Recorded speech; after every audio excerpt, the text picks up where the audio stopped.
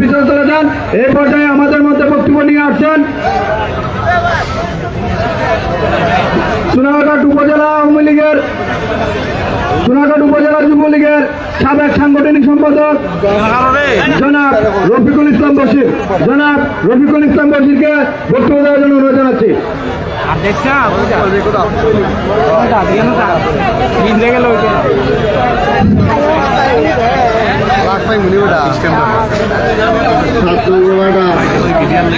ইউনিয়নের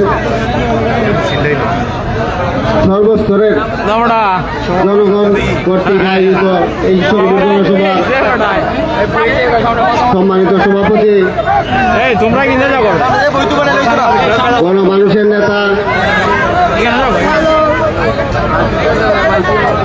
বাংলাদেশ আওয়ামী লীগ সোনারঘাট উপজেলা শাখা সংগ্রামী সহসভাপতি, 7 নং ওয়ার্ড ইউনিয়নের সাবেক চেয়ারম্যান জনাব আলহাজ রজব আলী সাহেব, প্রধান অতিথি হিসাবে মঞ্চে উপস্থিত, আজকের যার জন্য এই আয়োজন, মানবতার ফেরিওয়ালা, সোনারঘাট মাধবপুর গণমানুষের নেতা, গণমানুষের হৃদয়ের স্পন্দন জনাব ব্যারিস্টার সাইদুল হক সুমন এমপি মহোদয়, মঞ্চে উপস্থিত বাংলাদেশ আওয়ামী লীগ সোনারঘাট উপজেলা শাখার সংগ্রামী সভাপতি জনাব অ্যাডভোকেট আকবর হোসেন জিতু ভাই সহ মাধবপুরের অনেক নেতৃবৃন্দ, স্বাস্থ্যগঞ্জের অনেক মুরব্বিয়ান, সোনারঘাটের অনেক নেতৃবৃন্দ, উপস্থিত মুরব্বিয়ান ও যুবক ভাইয়েরা, সকলকে আমার সংগ্রামী মুজিবের শুভেচ্ছা ও সালাম। হিন্দু ভাইদের প্রতি আদাব। বক্তব্য আমি দেব না, এখানে অনেক নেতৃবৃন্দ আছেন বক্তব্য দিবেন।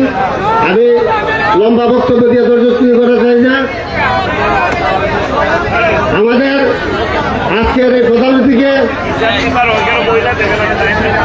আমাদের উবাডা ইউনিয়নবাসীর পক্ষ থেকে অভিনন্দন এবং শুভেচ্ছা জানাই।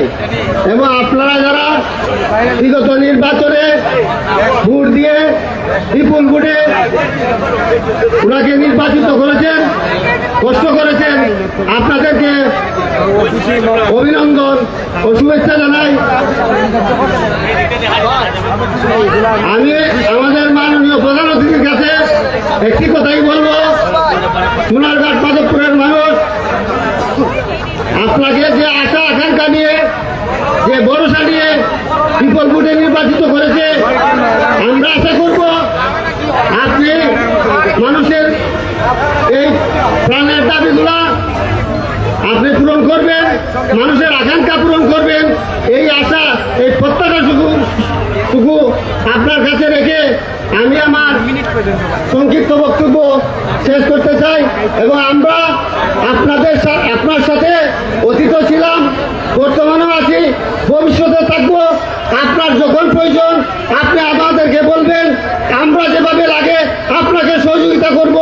আপনি আপনার লক্ষ্যে বুঝবেন এবং মানুষ আপনাকে যে আশা নিয়ে ভোট দিয়েছে, আপনি মানুষের আশা পূরণ করবেন।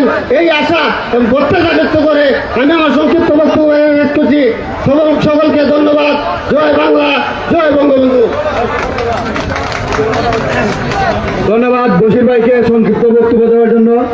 এ পর্যায়ে আমাদের সামনে বক্তব্য নিয়ে আসছেন হবিগঞ্জ জেলা জাতীয় শ্রমিক লীগের যুগ্ম সাধারণ সম্পাদক জনাব আব্দুল হায়েদ ভাইকে বক্তব্য দেওয়ার জন্য অনুরোধ জানাচ্ছি।